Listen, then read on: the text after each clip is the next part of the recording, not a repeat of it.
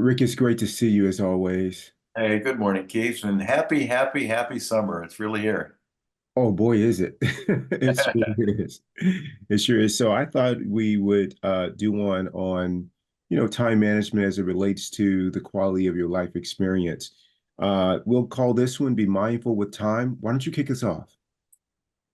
Okay, we were talking off camera before we began about some of the things that have impacted us in terms of trying to live a purposeful life, a life on purpose, as opposed to just sort of going through the motions and processing and reacting to everything that shows up and reacting to all of the to-dos and just getting them all done. And then at the end of the day, whew, you sit down and you think, what the hell happened? I got through the day, but what about me? And then in my case, that usually meant that I had to have a couple of cocktails to sort of get back into my heart and get back into who I am.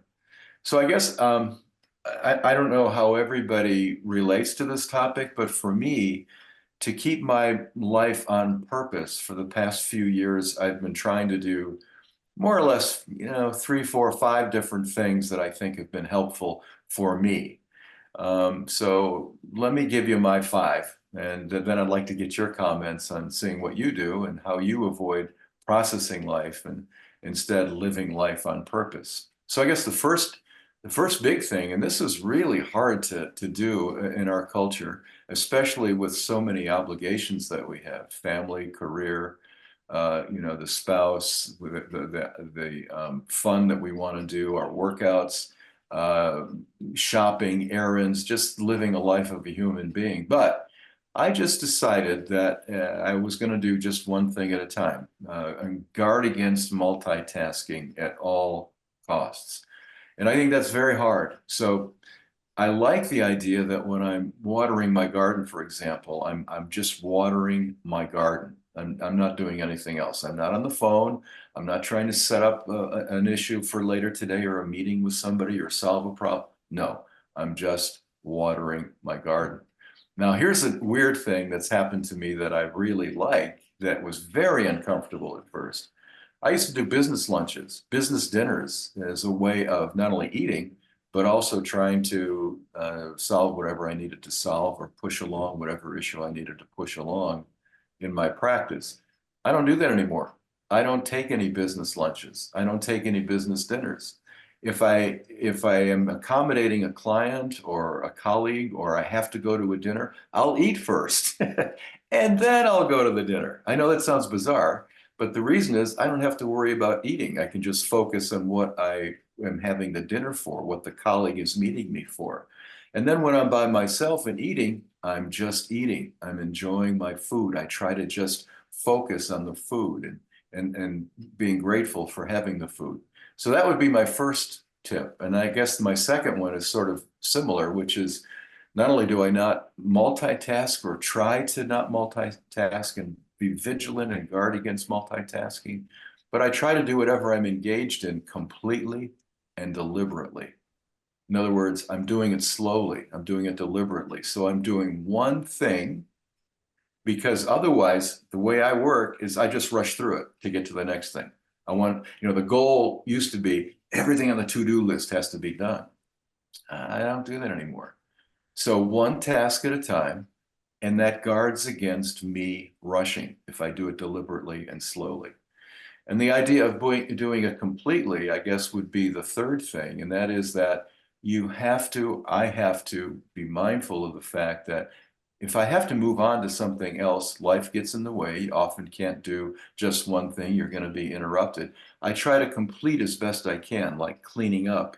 If I'm in the middle of something and there's an emergency and I have to deal with it, I'll try to clean up. And so that's some sense of completion about that task before I move into the new thing that interrupted me. And I guess the fourth thing would be just generally, I love this part, just generally trying to do less. No matter how big my to-do list, I try to do less. I try to break it down into manageable goals. I don't lead a lazy life. I get up early. I get up at 5. And I have lots of things that I do during the day. but I don't have an unending task list where it's just almost impossible to get it all done. And then I feel frustrated and want more booze at the end of the day or more coffee or whatever to get it through. I don't want to do that. So I'm very mindful of being careful about not overfilling my to-do list, overfilling my day. I try deliberately to do less because by God, things will show up and they're always going to be surprises. So I want to kind of budget for surprises as well. And then the last thing would be I try to calendar things, schedule things with a lot of space. I used to do things like every hour, boom, boom, boom. This hour has this, the next hour has this, then I have lunch and I meet with so and so. I don't do that anymore. I try to put more space between things. So I might schedule something for 9 and then not something until noon, something at 2, not something else until 3. Now that sounds like it's quite a luxury to do, but it just takes a little practice. It takes a lot of practice actually, and it takes a lot of trial and error to see how that works for each of our individual lives.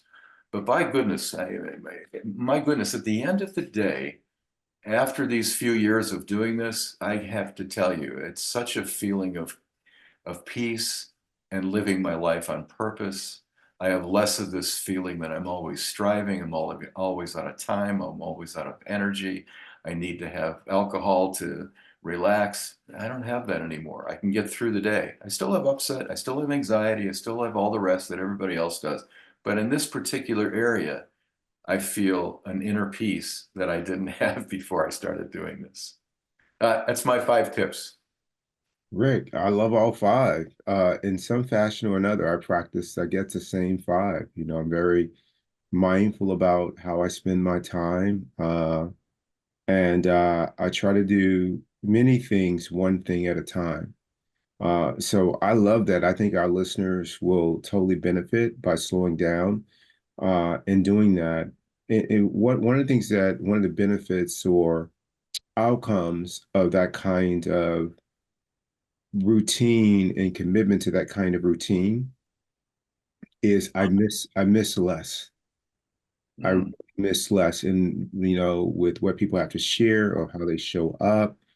There's space between my thoughts.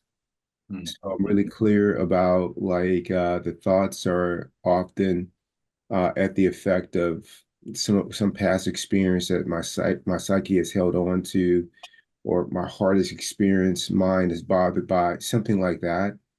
And by taking my time, I'm able to be aware that that's happening.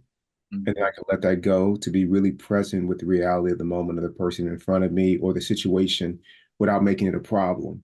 So I love that, instead of like going through life or as you said, just through the process of it instead of living it, I find that when I'm living life, it is free of judgment and it's just so much novelty in it, you know? Yeah, And yeah, true. yeah, it's beautiful. So that's all I got, Rick. Well done. Thank you so much. Oh, you're welcome, Keith. I hope it's helpful to some folks. I think it will be. Thank you. I love Okay, you. you're welcome. I love you. Adios.